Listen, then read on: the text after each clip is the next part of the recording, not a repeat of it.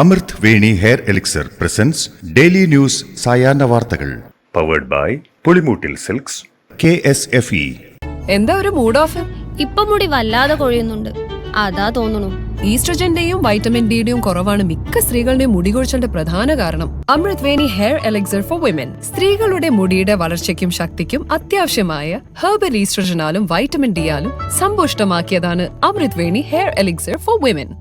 നമസ്കാരം, ഞാൻ ഷാജി പത്മനാഭൻ. ഡെയിലി ന്യൂസിൻ്റെ സായാഹ്ന വാർത്തകളിലേക്ക് സ്വാഗതം. ഇന്ന് ജൂലൈ 31 ബുധനാഴ്ച. കേരളത്തിൻ്റെ നോവായി മുണ്ടക്കൈയും ചൂരൽമലയും. ഉരുൾപൊട്ടൽ ദുരന്തത്തിൽ 177 മരണങ്ങളാണ് ഇതുവരെ സ്ഥിരീകരിച്ചത്. ബന്ധുക്കൾ അറിയിച്ച കണക്കുകൾ പ്രകാരം ഇനിയും 225 പേരെ കണ്ടെത്താനുണ്ട്. മുണ്ടക്കൈയിൽ അവശേഷിക്കുന്നത് വെറും 30 വീടുകൾ മാത്രമെന്ന് പഞ്ചായത്ത് അധികൃതർ സാക്ഷ്യപ്പെടുത്തുന്നു. പഞ്ചായത്തിൻ്റെ രജിസ്റ്റർ പ്രകാരം 400-ലധികം വീടുകളാണ് ഇവിടെ ഉണ്ടായിരുന്നത്. വയനാട് മുണ്ടക്കൈയിലുണ്ടായ ദുരന്തം അവലോകനം ചെയ്യാൻ മുഖ്യമന്ത്രി പിണറായി വിജയൻ വിളിച്ച യോഗത്തിൽ മുണ്ടക്കൈ പൂർണ്ണമായും തകർന്നെന്ന് വിലയിരുത്തൽ. മണ്ണിനടിയിൽ കുടുങ്ങിക്കിടക്കുന്നവരെ കണ്ടെത്തണമെങ്കിൽ കൂടുതൽ ഉപകരണങ്ങൾ എത്തിക്കണമെന്നും അവലോകന യോഗം വിലയിരുത്തി. മേപ്പാടി ഗ്രാമപഞ്ചായത്തിലുള്ള പ്രധാന 2 വാർഡുകളാണ് മുണ്ടക്കൈയും ചൂരൽമലയും. മുണ്ടക്കൈയിൽ 900 വോട്ടർമാരും ചൂരൽമലയിൽ 855 വോട്ടർമാരുമാണ് ഉള്ളത്. കുട്ടികൾ, എസ്റ്റേറ്റുകളിൽ ജോലിയെടുക്കുന്ന ഇതര സംസ്ഥാന തൊഴിലാളികൾ, റിസോർട്ടിലെ ജീവനക്കാരും അതിഥികളും ഒഴികെയുള്ള കണക്കാണിത്. മുണ്ടക്കൈയിൽ മാത്രം ആകെയുള്ളത് 431 കെട്ടിടങ്ങളാണ്. മുണ്ടക്കൈയിൽ 8 എസ്റ്റേറ്റുകളുണ്ട്. ഇതിൽ പുഞ്ചിരിമട്ടത്തെയും വെള്ളരിമലയിലെയും കെട്ടിടങ്ങളെല്ലാം ഒലിച്ചുപോയി. ചൂരൽമല വാർഡിൽ 599 കെട്ടിടങ്ങളാണ് ഉള്ളത്. ദുരന്തത്തിൻ്റെ കാഠിന്യം കണക്കിലെടുത്താൽ മരണസംഖ്യ ഇനിയും ഉയരാനാണ് സാധ്യത. ചൂരൽമലയിലെ ഉരുൾപൊട്ടലിൽ നിന്ന് രക്ഷപ്പെട്ടു വരുന്നവർക്ക് അടിയന്തരമായി വൈദ്യസഹായം ലഭ്യമാക്കാൻ കൺട്രോൾ റൂം കേന്ദ്രീകരിച്ച് ഓക്സിജൻ, ആംബുലൻസ് ഉൾപ്പെടെ മെഡിക്കൽ പോയിന്റ് സൗകര്യമൊരുക്കും. മെഡിക്കൽ പോയിന്റിൽ കാര്യങ്ങൾ ഏകോപിപ്പിക്കാൻ മുതിർന്ന ഉദ്യോഗസ്ഥനെ നിയമിക്കും. കോഴിക്കോട്, തലശ്ശേരി ഉൾപ്പെടെ 4 സഹകരണ ആശുപത്രിയിൽ നിന്നുള്ള ഡോക്ടർമാരുടെ സംഘം വയനാട്ടിലേക്ക് വരാൻ തയ്യാറാണെന്ന് സഹകരണ മന്ത്രി VN വാസവൻ അറിയിച്ചു. വയനാട്ടിലെ മുണ്ടക്കൈ ദുരന്തത്തിൽ മരിച്ചവരുടെ പോസ്റ്റ്മോർട്ടം നടപടി സാങ്കേതികം മാത്രമാണെന്നും നിയമവിദഗ്ധർ ചൂണ്ടിക്കാണിച്ചതിനാലാണ് പോസ്റ്റ്മോർട്ടം ചെയ്യുന്നതെന്നും മന്ത്രി വീണ ജോർജ്. ഭാവിയിൽ ബന്ധുക്കൾക്ക് നിയമപരമായ പ്രശ്നങ്ങൾ ഉണ്ടാവാതിരിക്കാനാണ് നടപടിയെന്നും മന്ത്രി പറഞ്ഞു. ദുരന്തത്തിൽപ്പെട്ട് മരിച്ചവരുടെ പോസ്റ്റ്മോർട്ടം നടപടികൾക്കെതിരെ വിമർശനം ഉയർന്നിരുന്നു. ഈ സാഹചര്യത്തിലാണ് മന്ത്രിയുടെ പ്രതികരണം. ഉരുൾപൊട്ടലിൽ മരണപ്പെട്ടവരുടെ മൃതദേഹങ്ങൾ നിലമ്പൂർ ആശുപത്രിയിൽ നിന്ന് മേപ്പാടിയിലേക്ക് കൊണ്ടുപോകുമെന്ന് Malappuram deputy collector P. Suresh അറിയിച്ചു. ദുരന്ത സ്ഥലത്ത് നിന്ന് ലഭിച്ച ശരീരഭാഗങ്ങളും കൊണ്ടുപോകും.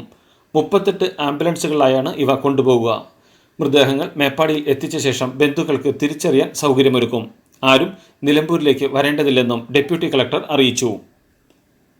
ദുരന്തത്തിൽ പരിക്കേറ്റവരെ സഹായിക്കാനായി പട്ടികജാതി വികസന വകുപ്പിന്റെ പാലക്കാട് മെഡിക്കൽ കോളേജ് ആശുപത്രിയിൽ നിന്ന് 50-അംഗ മെഡിക്കൽ സംഘം വയനാട്ടിലേക്ക്. കൽപ്പറ്റയിൽ താൽക്കാലിക ആശുപത്രി തുറക്കാനാണ് സംഘത്തിന്റെ ശ്രമം.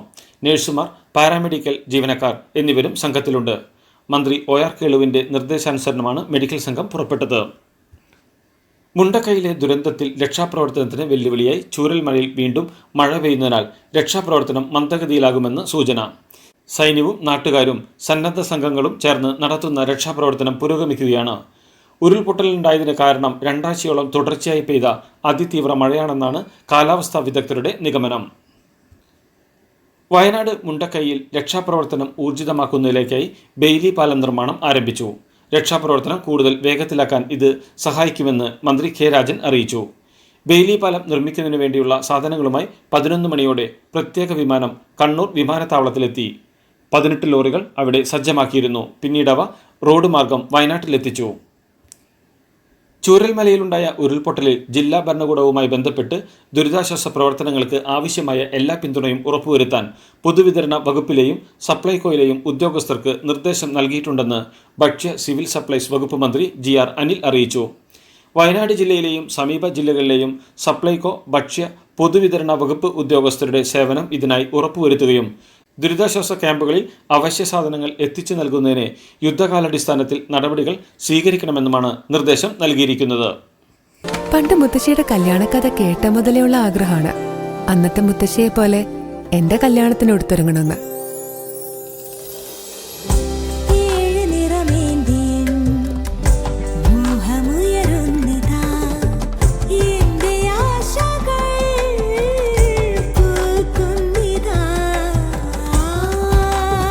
ചില ബന്ധങ്ങൾ തുടർന്നുകൊണ്ടേയിരിക്കും. Celebrating 100 years of Pulimoottil silks.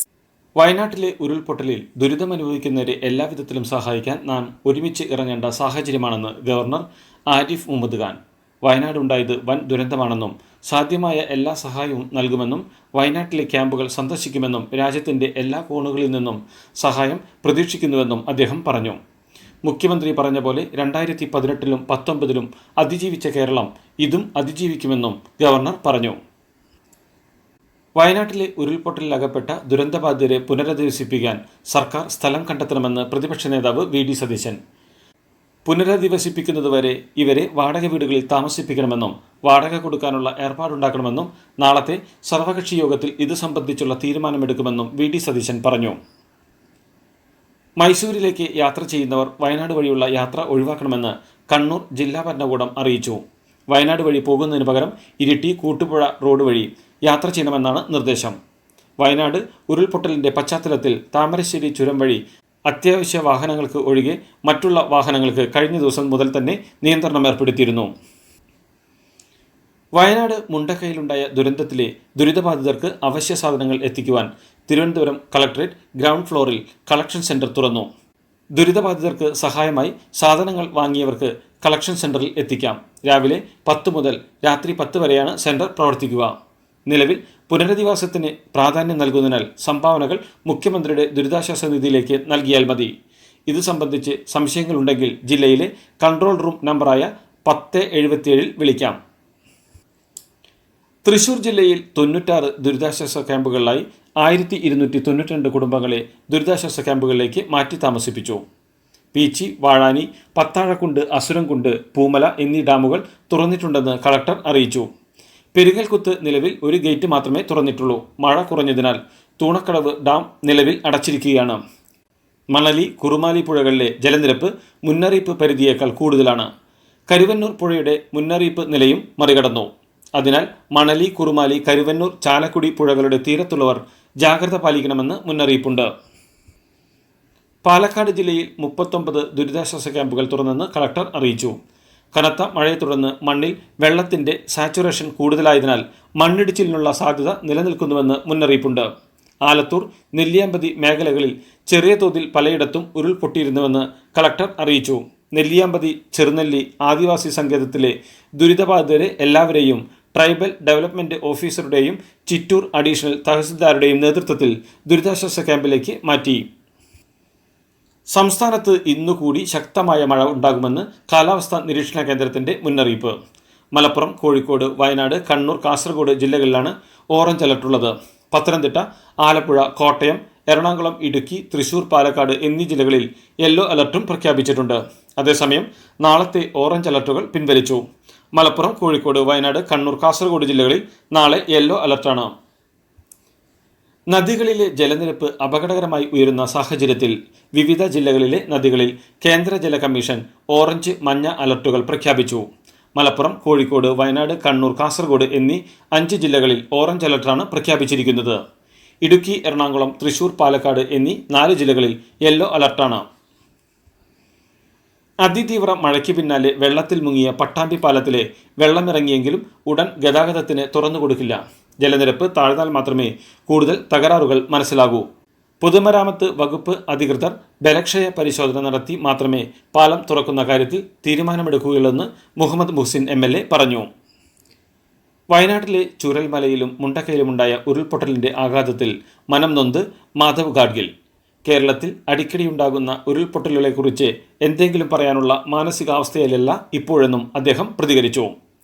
ഇനിയൊരു ദുരന്തമുണ്ടായാൽ ചൂരൽമല ടൗൺ അവശേഷിക്കില്ലെന്ന് ഗാഡ്ഗിൽ 2019 മുന്നറിയിപ്പ് നൽകിയിരുന്നു. 2019 ഓഗസ്റ്റ് 8 പുത്തുമലയിൽ ഉരുൾപൊട്ടിയ അവസരത്തിൽ അദ്ദേഹം വയനാട്ടിലെത്തിയപ്പോഴാണ് ഇങ്ങനെ പറഞ്ഞത്.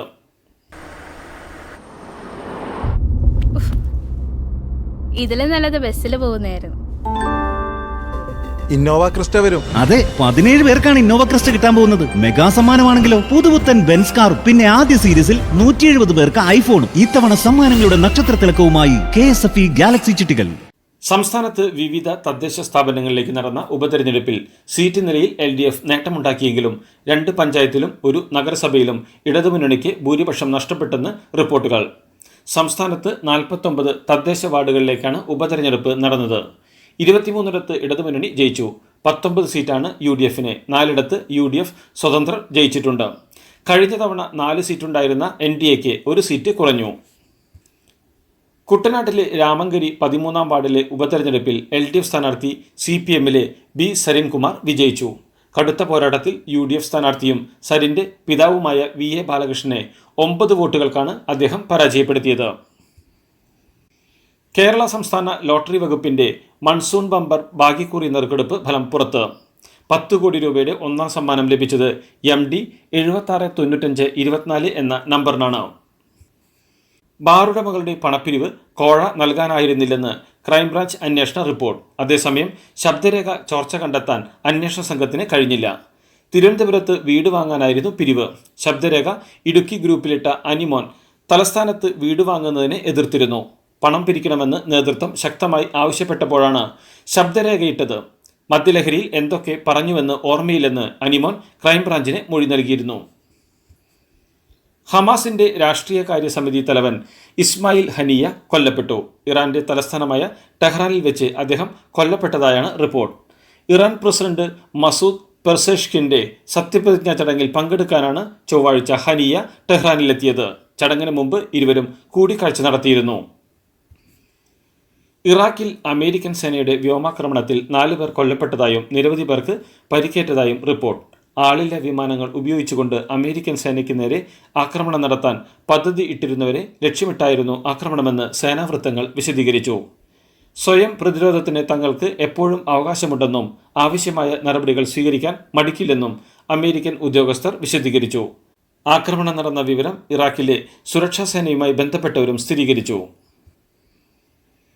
പാരീസ് ഒളിമ്പിക്സ് ബാഡ്മിന്റൺ വനിതാ സിംഗിൾസിൽ തുടർച്ചയായ 2ാം മത്സരത്തിലും ആധികാരിക വിജയത്തോടെ ഇന്ത്യൻ മെഡൽ പ്രതീക്ഷയായ PV സിന്ധു പ്രീ ക്വാർട്ടറിൽ. ബാഡ്മിന്റണിൽ സിന്ധുവിന് പുറമെ ലക്ഷ്യ സെൻ, HS പ്രണോയ്ക്കും ഇന്ന് മത്സരമുണ്ട്. പുരുഷ വിഭാഗം ഷൂട്ടിംഗ് 50 മീറ്റർ റൈഫിൾ 3 പൊസിഷനിൽ 7ാം സ്ഥാനക്കാരനായി ഇന്ത്യയുടെ സ്വപ്നിൽ കുശാലെ ഫൈനലിൽ കടന്നു. ഷൂട്ടിംഗ്, അശ്വാഭ്യാസം, ടേബിൾ ടെന്നീസ്, ബോക്സിംഗ്, ആർച്ചറി എന്നീ ഇനങ്ങളിലാണ് ഇന്ത്യക്ക് ഇന്ന് മത്സരങ്ങളുള്ളത്. ഇതോടുകൂടി ഡെയിലി ന്യൂസിന്റെ ഇന്നത്തെ സായാഹ്ന വാർത്തകൾ സമാപിക്കുന്നു. ഡെയിലി ന്യൂസിന് വേണ്ടി വാർത്തകൾ വായിച്ചത് ഷാജി പത്മനാഭൻ. DailyNewsLive.in വാർത്തകൾ വിരൽ തുമ്പിൽ.